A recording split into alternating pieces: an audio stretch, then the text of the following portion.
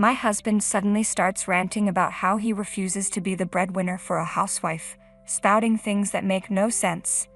Before I know it, he's packing up my belongings. "What are you doing?" I ask, bewildered.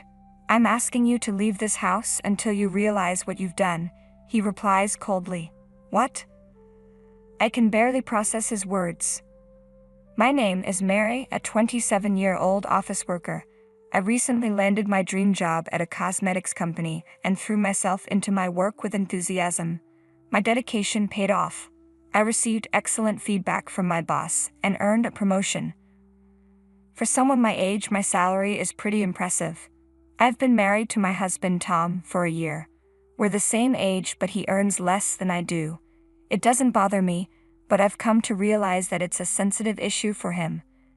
Tom never brings it up directly, but whenever our conversations drift towards work, he quickly changes the subject. I think it reminds him that his salary is lower than mine. He often seems unmotivated about his job, saying, "I don't have a great job, so I've learned to avoid talking about my work too much at home." Despite this, Tom does his share of the housework and is great at cooking and cleaning. He has a gentle nature and we communicate well, so I've always felt that we're a strong couple. But now I'm beginning to wonder if I was the only one who felt that way. One day I wasn't feeling well and experienced severe nausea. Concerned, I went to the hospital and found out I was pregnant. Excited, I immediately shared the news with my husband. He was overjoyed, and seeing his happiness made me even more thrilled. I thought to myself, we're going to build a loving, warm family. Decided to take maternity leave about 6 weeks before my due date, wanting to give myself time to rest since it was my first pregnancy. However, around that time, I noticed a subtle change in my husband's attitude. When he came home one evening, I greeted him with a smile. "Welcome home." He looked at me lounging on the sofa and remarked, relaxing on the sofa again, "Huh, you've got it easy." His tone surprised me. At first, I brushed it off, assuming he was just stressed from work. But as the days passed, his attitude toward me grew colder and more distant. "Hey, where's my dinner?" "Sorry, I'm not feeling well today, so I picked up some pre-made food from the supermarket." "What? You've got to be kidding me. After a long day at work, you're serving me supermarket pre-made food." His sudden outburst caught me off guard, and I was too exhausted to argue. Some days I felt so sick that I could barely do anything. Even the smell of food made me nauseous. On one of those days, I sent my husband a message explaining how I was feeling and asked if he could either cook for himself or grab something to eat. He didn't respond, but I saw that he'd read the message, so I assumed everything was fine. I crawled into bed and fell asleep for a few hours. When I woke up, it was midnight. I got up to go to the bathroom and noticed the light was on in the living room, with voices drifting from inside. Curious, I walked in and was surprised to find that my husband had brought some of his colleagues home with him. "Oh, look, the selfish princess has finally woken up," one of his colleagues said with a smirk. Another added, "Sorry to disturb you." I greeted them politely, but I was shocked. I quickly pulled my husband aside into the hallway. "What's going on? Why would you bring people over this late?" He shrugged. "What's the big deal? We went out for drinks, and when that wasn't enough, I invited them back here." "You know I'm pregnant, right?" I said, trying to keep my frustration in check. "So what? I'm not asking you to do anything risky. But could you please consider the impact this is having on my mental health?" "What? You're overreacting. If you had cooked dinner, I wouldn't have needed to go out for drinks with them, so you're the one responsible for me bringing them home." His reasoning made no sense to me. If you have so much energy, why don't you make something to eat and serve it to everyone? "I can't, I'm still feeling sick." "You're just being selfish. You're ruining the fun for everyone. Go back to your bedroom and get some rest." With that, he turned and went back into the living room. I couldn't take it anymore. Frustrated, I decided to move back to my parents' house. I explained the situation to my obstetrician and asked if I could give birth near them. Fortunately, she knew an obstetrician close to my parents' place and promptly provided me with a letter of introduction. I left a note on the table saying, "I'm going home for a while to give birth." My husband immediately started calling and messaging, but I chose to ignore him.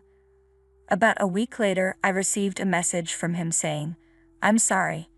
You can stay at your parents' house and rest before the birth." Although I still hadn't forgiven him, I was relieved to hear his apology. I stayed at my parents' house and it made a huge difference. I felt much better. My nausea subsided and my appetite returned. After that, I gave birth to a healthy baby girl. My parents were thrilled to welcome their granddaughter, and my husband came to the hospital as well. He was overjoyed to hold our daughter, exclaiming, "She's so cute," and showed genuine concern for my health. I felt relieved, thinking that he had returned to his caring and gentle self. Once I recovered, I spent about 2 weeks at my parents' house before moving back to the home I shared with my husband. When I returned, he eagerly took on the task of feeding our daughter after work. Initially, he was very involved, helping with diaper changes and bath times. His enthusiasm and support were incredibly encouraging. I felt relieved, believing that my husband and I would be able to live together harmoniously once more. However, about 2 months after our daughter was born, his attitude began to shift again. It seemed to be related to our baby's increased nighttime crying. Until then, she had been sleeping soundly, but now her cries were frequent and disruptive, waking us up regularly throughout the night. The lack of sleep began to take a toll on my husband, who became increasingly stressed and less supportive with childcare. He even said, "I'll sleep on the couch," and left me to handle everything on my own. Additionally, he started coming home late from work, which only deepened my mistrust and concern about our relationship. Once I saw him acting this way, I began to notice many other things about him. I started expressing my frustration about his lack of involvement in raising our child. My husband appeared increasingly stressed, and one day he made a startling comment. "Who do you think is providing for you?" "What?" I asked, confused. "It's because of me that you're able to stay home and live comfortably. You should show more respect for your husband." I was taken aback. "I appreciate that you were supportive in the beginning, but lately, when our daughter cries, you just brush it off and say, 'Hey, she's crying,' without offering any help." "No, that's not what I'm talking about," he snapped. "What do you mean by silly?" I asked, puzzled. "I'm the boss in this house and you're showing me disrespect." "I don't understand what you're referring to," I said, genuinely confused. "I'm the one who earns the money, so you need to show me more respect." He then began to say things that didn't make sense, like, "I'm not going to be the breadwinner for a housewife." Without warning, he started packing up my belongings. "What are you doing?" I asked, bewildered. "I'm asking you to leave this house until you regret what you've done," he said as he hastily stuffed my clothes into a bag and tried to force me out. "Fine, I'll go. Just let me pack my things myself," I responded, starting to fold my clothes and place them in my bag. Once I was done packing, I picked up my daughter and saw him throw my box out the front door. "Come back when you've had time to reflect on your actions," he said, and then he locked the front door behind him. Left with no other option, I returned to my parents' house. After leaving my daughter in my mother's care, I went to the city office to pick up the divorce papers. The next day, I went back to my husband's house and rang the doorbell. "Oh, you're back already? I suppose you've realized you can't manage without me. All I need is for you to show me you're sorry. If you get down on your knees, I might forgive you," my husband said with a smirk. Ignoring his demands, I pulled the divorce papers from my bag and handed them to him. "What? Divorce papers? Why? I thought you were sorry," he exclaimed, confused. "After everything you've said and done, I have nothing to apologize for. I haven't done anything wrong. I can't stay married to you any longer," I replied firmly. My husband was clearly taken aback, not expecting me to follow through with the divorce.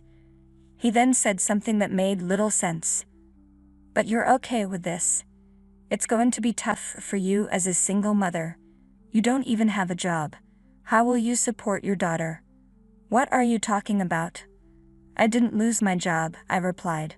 What? You've been home all this time. I thought you quit because you got pregnant.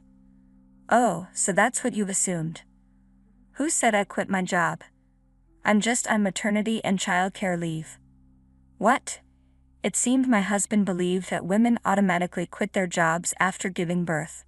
Oh no, I thought you had become a stay-at-home wife, he said, realizing his misunderstanding.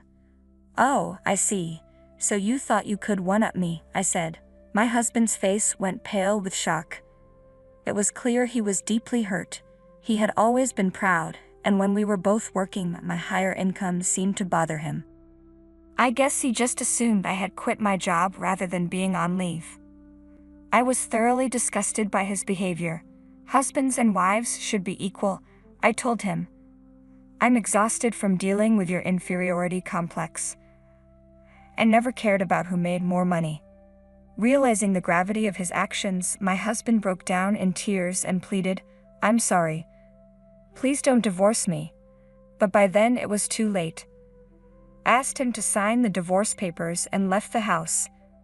We later finalized the divorce through our lawyers. I have recorded my ex-husband's verbal abuse as a precaution, so I was able to use it as evidence to secure alimony for the harassment I endured. Without my income, he couldn't afford the rent on our apartment, so he had to move to a cheaper place. Interestingly, when he brought his colleagues over that night, they had no idea I was pregnant. When they saw my belly, they were all taken aback. After our divorce, rumors spread at his workplace that he'd been dumped by his wife. My ex-husband must be feeling a lot of shame now, and he totally deserves it. Meanwhile, I took maternity leave and returned to work, now living at my parents' house. They've been incredibly supportive as I balance work and raising my child. Although my marriage didn't work out, I'm happier than ever thanks to the fulfilling work I love and the joy on my daughter's face. I'm committed to my career and excited to watch my daughter grow up. Thank you for watching. If you enjoyed this, please subscribe to the channel. See you in the next video.